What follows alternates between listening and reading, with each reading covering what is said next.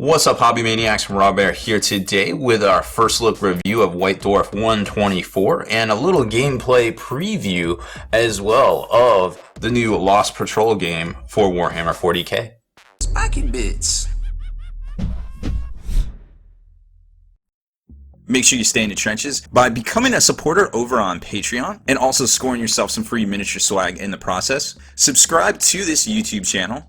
Check out our site, spikybits.com, for all the hot hobby tutorials, news, rumors on all your favorite hobby topics. And head on over to thelongwar.net. That's the home of the battle reports for exclusive content, early access videos, and more. Become a veteran of the Long War today.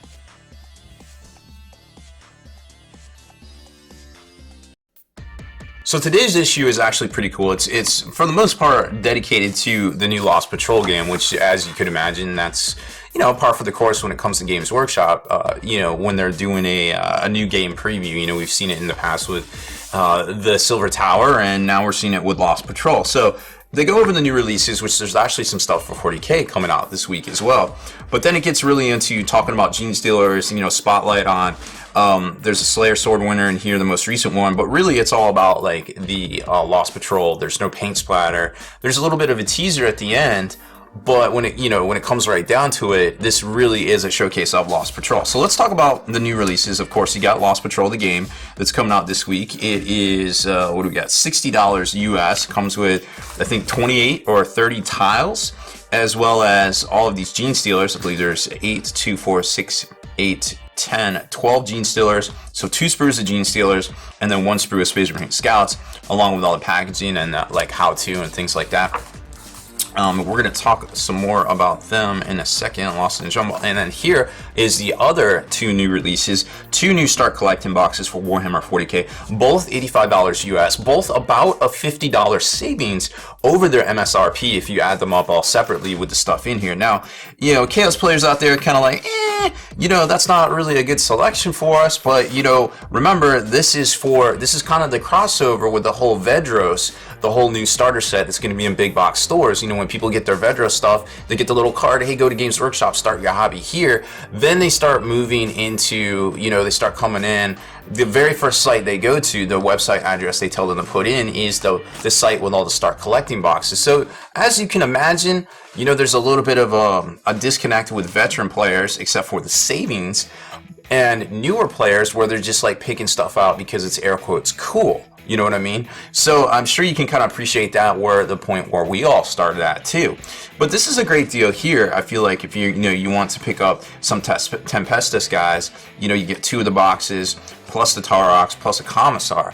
And the cool thing about these is normally they come with little formations. So who knows what formations in here that you can use that is badass, so to speak. So there's some decent stuff. There's some pros, there's some cons. It's not for everybody, but it is a necessary product for stores to have on the shelf to be able to sell to folks that come in, maybe for their first time. Like, hey, check out these Start Collecting boxes. What do you feel? And then for veterans, it's like, yo, let me load up on some Scions, or let me load up on some Chaos dudes. You know what I mean?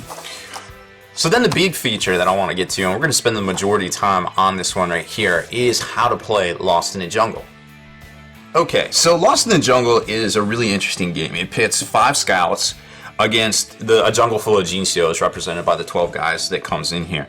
And there's 28 tiles in here, and basically the first tile is the clearing tile, which is a little field here, and then you've got the dropship tile, which I guess they're just trying to get to. It's the whole like get to the chopper kind of type feel here, and I don't know what they're supposed to do when they get there, whether it can take off or whether they're supposed to secure something or whatever, but you kind of get the idea. That's the goal of it, so to speak. Okay, so going from there, they basically do a walkthrough of a sample game in here, and of course there's actually tactics to this. Like it's not just like you set it up and see if it happens, because more often than not it seems like it might not happen because Gene Stealers are really badasses when it takes a lot to kill them. So they show an example right here of the setup where you have the clearing tile, and then each scout has 2 action points, right? And scouts can see down the little clearing, and scouts can only move through the clearing, whereas Tyranids can just run through the jungle, which makes sense, right? I don't know why scouts can't move through the jungle too, but that's just the rules of engagement here. So each one can see down the path, so you basically set that up. So then that burns some more cards. So you got 28 cards in the deck. 1, 2, 3, 4, 5, 6, 7, 8. So roughly, you're going to at least expose 6. Maybe you'll get lucky and expose some longer paths if you don't get these T sections or these, wraparounds right here. So then that's a good, quarter of the deck gone. So it basically, you're like, okay, well, I need to make it maybe 4 or 5 turns, so to speak. And, I'm competitively math hammering it kind of right here, just to give you an idea of what to expect, so to speak. So then the turn 1, the scouts kind of spread out. They leave the guy with the heavy bolter. Oh, and another thing too, you can build these whichever way you want. And then apparently, what's really neat about it is that they all function. You say what weapon they have, regardless of how they're built. So, at the end of the day, really, if you folks out there have Gene Stealers and you have Scouts, all you really need is the tile and instructions to play, because you can kind of play it with any configuration of, WYSIWYG, so to speak. So then each Scout, like I said, has 2 action points. So they spread out. You got this guy in the middle with the heavy bolter, as, WYSIWYG as shown. And then they're spreading out. They go down the path. They can see longer. Longer distances down here, so you can see that there's another path right here, and then these guys basically reveal the loop around, so to speak. So you can see straight down here, but then when they go here, they can see that it loops and it doesn't go further. Now I don't know how that particular one flips out, and then it's basically is a loop, but it's just basically what's revealed, I guess. There will of course be further instructions as we get our hands on this thing, and then down here it reveals this one and this one that's a double back, so they know, hey, that area is clear right there, right? So that is it for the Scout's turn, and then it goes to the Gene Stealer's turn.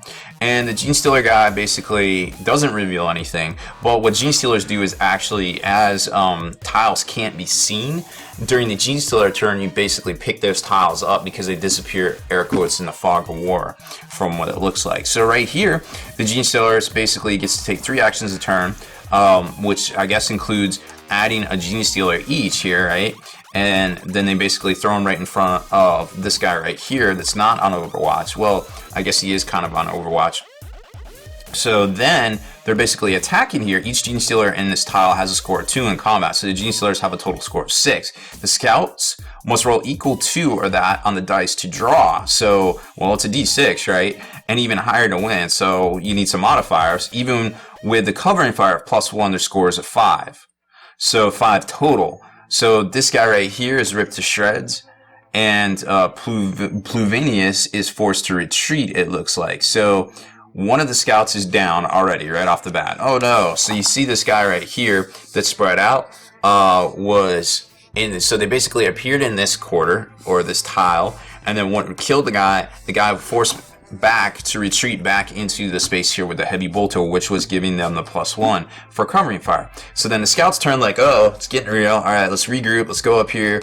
Let's deal with this. They do some shots. They miss because apparently they need 6s to hit. It's starting to feel like Space Hulk all over again, right, guys? And then the heavy bolter actually does work and kills 2 of them. So one of the dudes runs down this path and reveals more paths, which apparently each tile has like rules where this tangleweed stuff right here actually slows them down. So keeping that all in mind, it's the Gene Stealer's turn. The remaining Gene Stealer, like I said, they can bounce through the forest over here, and he bounces through the forest and drops an infestation marker, which is also part of the sprue, so they made it part of the game, and then comes at him, and actually they do the damage and kill him. But then up here, he basically held off the guy with the shotgun up here and was forced to retreat, which when retreating also revealed more tiles as well. So there's that. So then it's the Gene Stealer's turn. Remember, those guys got 3 action points. So boom, more Gene Stealers. It's not looking good, dog. They killed a guy here, but then apparently you have to retreat down the line. So he was forced to retreat into the Gene Stealers, which he didn't make it to. He's not going to make it to Bad Boys 3 right there. So that kind of explains the whole game in a nutshell right here. He got caught as well, killed by these 2 Gene Stealers. So then there's 1 Scout left, and of course, 3 new Gene Stealers pop up. Well, it's not looking good for you, dog. So there's obviously, some astute tactics here to be had, and they actually talk about that in the next mission a little bit, and there's a whole section right here actually on jungle survival tips, like basically how to spread out, how to do things, how to work in a team. But it's very hard, you know, to predict that when the Tyranid player actually has 3 action points, so they can basically just start dropping dudes and doing things as well. But when they start having to use kind of at the beginning, you kind of got them wedged in. So it really seems like working together as a team will be a good thing, will be almost the key to victory. Oh, that and rolling 6s, of course. That's always a good key to victory there. So then there's some other stuff in here too, like a spotlight on some Golden Demon entries and winners. This guy here, Gareth won the Slayer Sword at Golden Demon for Space Marines in 2015 for this fantastic dude right here. Very cool. And then we saw this Praetor. This was the one that won the Golden Slayer Sword last year. I probably remember seeing that one. So very, very cool looking stuff. A little showcase in there. And then we get to the back, and there's some more stuff just wrapping up the studio things. But then this is really interesting here, this teaser. They got Paths of the Eldar, Reader's Models, and the Army of Death. Well, I mean, Army of Death could be 2 different things, right? That could be something out of Age of Sigmar, dealing with Nagash, so to speak. Or that could be something to do with, Death Company, Blood Angels, perhaps. Really hard to tell there. Readers' Models, some submissions. Paths of the Eldar is also very curious because we're seeing those Eldar sketchbooks come out at the June 25th special events that are happening at game stores, Games Workshop and Warhammer stores throughout the world. So it's very interesting if, hey, are we going to see a new release? Are we going to see, is this just a foretelling of, them doing that special thing at their game stores? It's really hard to tell at this point. But I tell you what, a good thing for Games Workshop to do, and many of you out there, in the know probably already realized that the summer is a very slow time for gaming stores. That's why they do a lot of worldwide campaigns, and there's a lot of organized play and things during the summer, because everybody's out there doing stuff during the summer, traveling, visiting friends, going out shopping, going to the beach, going to events, all sorts of stuff. You see a lot of 2-for-1, $20 specials at restaurants.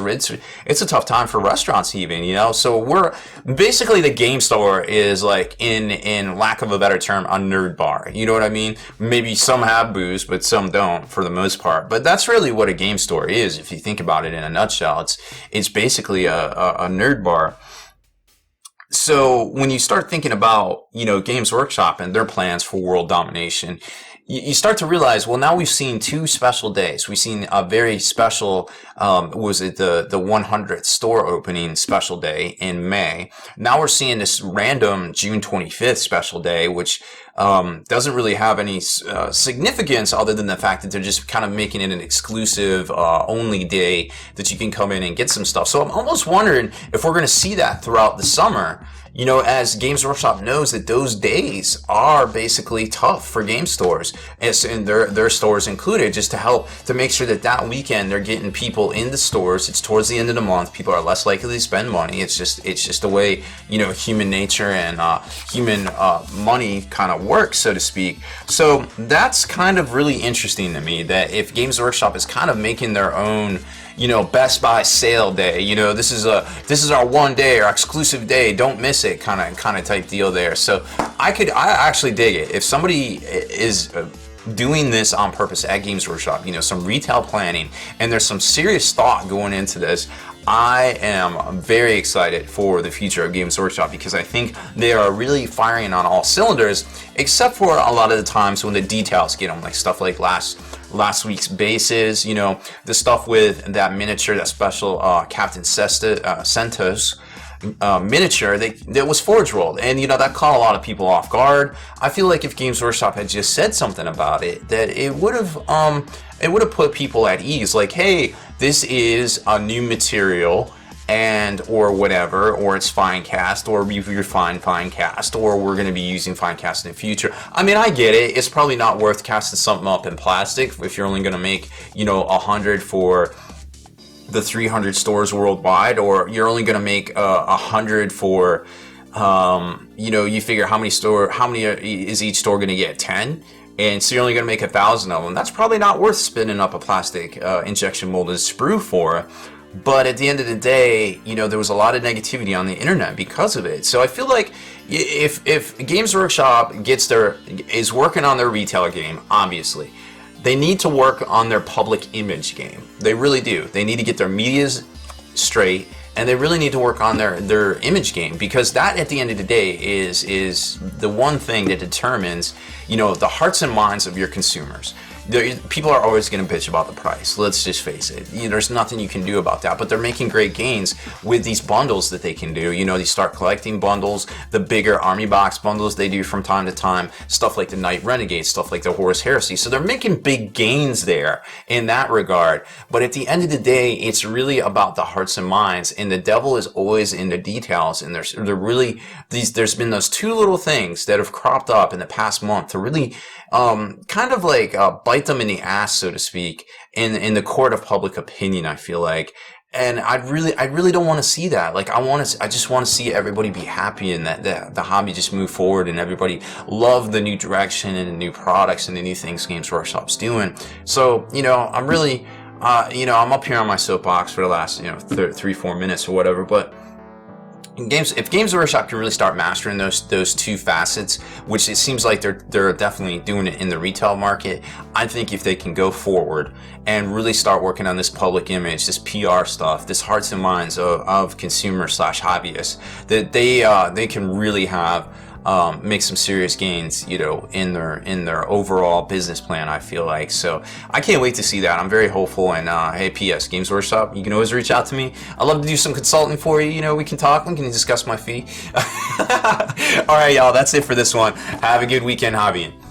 Deleted scenes, bonus content, and all the interviews and post-game wrap-up videos can be located in the Hall of Veterans on thelongwar.net.